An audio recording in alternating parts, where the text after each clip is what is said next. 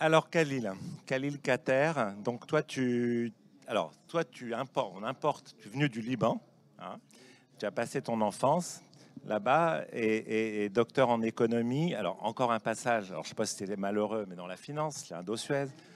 Mais après, bon, ça a été mieux, Holiday Inn. Et puis aujourd'hui, tu es président d'une société qui s'appelle Axelis, hein, qui emploie plus de 2000 personnes à la fois dans le nettoyage hôtelier, mais également dans l'hôtellerie, à travers un produit qui s'appelle Paxton, que tu as créé en 2007, 232 chambres, 2500 mètres carrés de convention, un produit extrêmement original, tu vas nous expliquer ça. Et puis, bon, bah, ça ne te suffisait pas, et donc tu t'es dit, on va aller s'installer à l'étranger, donc c'est Barcelone. Et puis ça ne te suffisait pas, et tu as créé un truc formidable. C'est une école de formation hôtelière, l'école de Ferrières. On a eu la chance, quelques-uns d'entre nous, d'y aller il y a quelques jours. Et tu fais ta deuxième rentrée là-bas. Alors Khalil, qu'est-ce qui t'a donné envie de faire tout ça, et en particulier d'aller à Barcelone? Raconte-nous. Alors, merci d'abord pour l'invitation, Serge. Alors, pourquoi Barcelone? Avant Barcelone, pourquoi le groupe Axelis? Alors, moi, j'ai la chance d'être de deux cultures différentes. Donc, je suis évidemment de naissance libanaise, arrivé en France avec la guerre du Liban très, très jeune. Et la France m'a adopté. Et donc, à partir de là, j'ai eu la chance de connaître la France en tant qu'international ou étranger et la France en tant que Français, parce qu'aujourd'hui, ma femme et mes enfants sont français. Et donc, cette chance-là, je pense, est très, très particulière parce que quand vous voyez la France de l'international ou de l'étranger, ça n'a rien à voir avec les gens qui la connaissent, qui la vivent au quotidien avec ses difficultés, sont parfois ses rigidités et ses manques de flexibilité. La France, elle est connue, reconnue, elle est admirée, elle est enviée. Donc tout ça fait de la France un produit à part entière et un produit qu'on a, une fois qu'on est en France, qu'on a envie d'exporter. Alors le Paxton, c'est à la base aussi une résidence hôtelière comme le Mama Shelter, faute de moyens de monter un hôtel, alors que le numéro 2 de la série Paxton sera un vrai hôtel et sera un hôtel, je dirais, qui irait sur le 4 étoiles plus, presque 5. On est en train de frôler le 5 pour éviter toute approche, justement pour aller se distinguer un petit peu dans ce concept hôtelier. Alors, pourquoi exporter et comment? Alors d'abord, la difficulté de l'export en France, c'est l'accompagnement. Et là-dessus, je tiens vraiment à remercier BPI France, sans qui et sans son pré-export, le Paxton Barcelone n'existerait pas. Parce que les banquiers français et les financiers français n'ont pas l'habitude d'accompagner, ou très peu, leurs entreprises, surtout quand il s'agit des PME et des ETI. Donc là, c'est vraiment une difficulté très très complexe à gérer.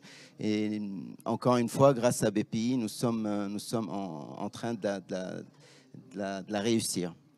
Donc, alors, pourquoi le Paxton à Barcelone? Barcelone, c'est quand même une ville où ils reçoivent 8 millions à 8 millions 500 000 touristes pour 1 million 600 000 habitants. Alors, je vous laisse faire le ratio. Je me demande si ce n'est pas un ratio plus impressionnant que celui de la région parisienne. Donc, beaucoup de groupes hôteliers sont maintenant présents à Barcelone.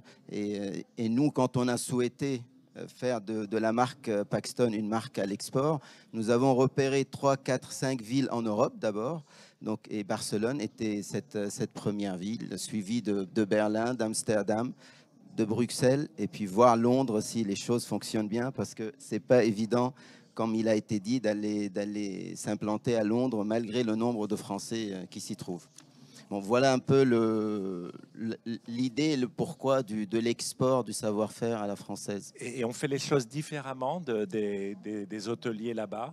Tu fais les choses Alors, on n'a différemment? rien. Bon, franchement, il ne faut pas être très prétentieux non plus en arrivant. L'hôtellerie se réinvente tous les jours. On essaye d'être, comme on est petit, on essaye d'être le plus agile possible avec des concepts à tester que les grandes chaînes ne peuvent pas toujours mener par la lourdeur de leur structure et leur hiérarchie.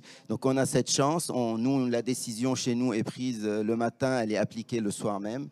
Et c'est comme ça que l'innovation prend place. Et ce n'est pas un savoir-faire proprement français, parce que dans mes équipes, il y a de toutes les nationalités.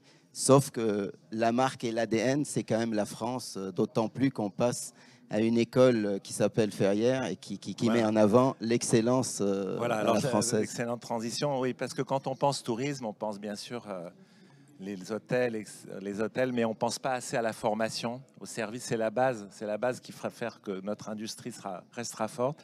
Et ton expérience, donc, école de Ferrières, créée récemment, quel est le lien qu'elle fait effectivement avec l'étranger? Tu reçois donc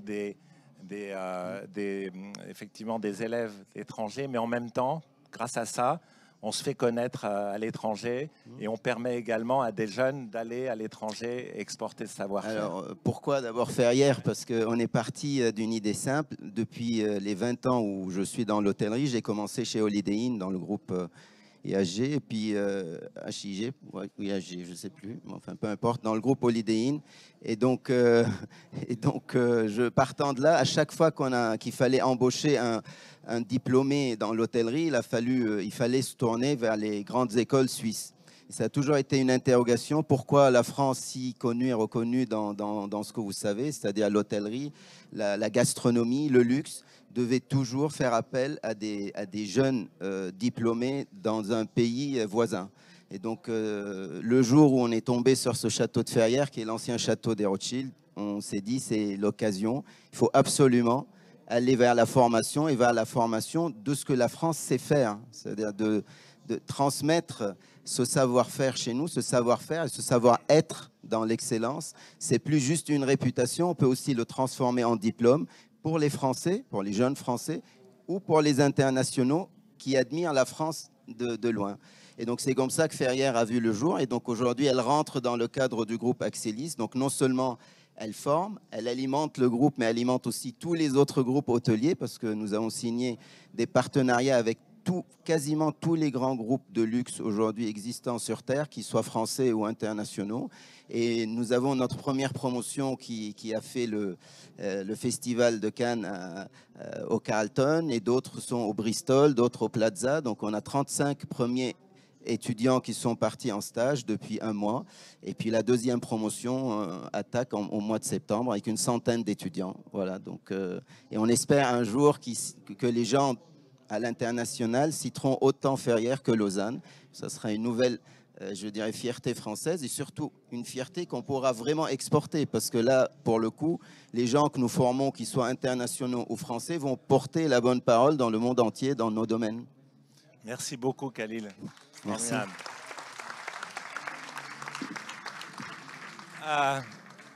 Alors, on me revient de faire la synthèse et la conclusion. Alors,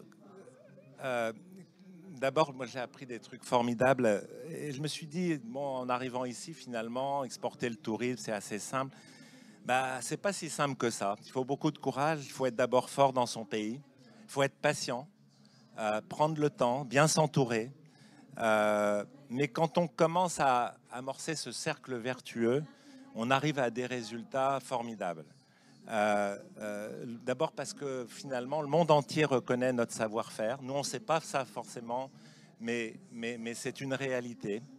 Et cette notion qui émerge finalement, c'est cette notion tout aussi simple d'ambassadeur. On est tous les uns les autres des ambassadeurs lorsqu'on accueille les touristes ici, qu'on leur rend service, qu'on les aide, ensuite ils reviennent dans leur pays, ils disent ça à leurs amis, ils trouvent des concepts aussi français sur place grâce à toutes les initiatives. Ça leur donne envie de revenir. Et tout ça, c'est un cercle formidable qui permet de revaloriser, de promouvoir le tourisme à la française. Sans ces initiatives, si elles ne se développent pas, nous ne sommes rien dans un monde qui évolue très vite. Donc je crois qu'il faut vraiment les féliciter encore une fois de tout ce qu'ils font, et j'espère que ça pourra ouvrir plein d'autres initiatives. Bravo à tous. J'ai encore 2 minutes ou 3 minutes pour quelques questions. Donc voilà, les micros sont ouverts.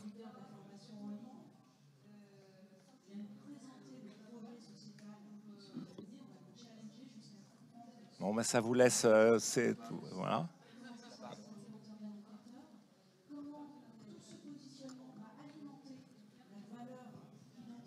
Oui, bonjour. Moi, j'avais une question par rapport à la réglementation. Est-ce que le fait de s'exporter, ça demande une grande préparation de connaître la réglementation? On n'entend pas bien, plus fort, s'il vous plaît. Sur la réglementation, quand on s'exporte, est-ce qu'il n'y a pas des grandes différences réglementaires à anticiper pour ne pas avoir de problèmes lors de l'implantation ou pas du tout? Khalil?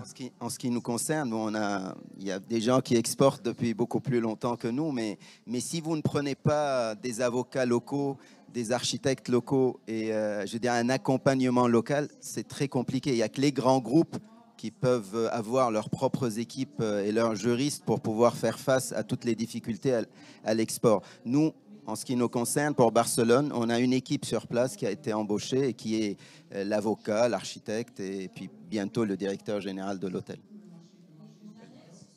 Vous savez, en France, on est des champions de la réglementation. Hein, donc, quand on va à l'étranger, on est bien rodé. Et à la limite, on trouve un peu plus de souplesse. Donc, c'est un vrai bonheur.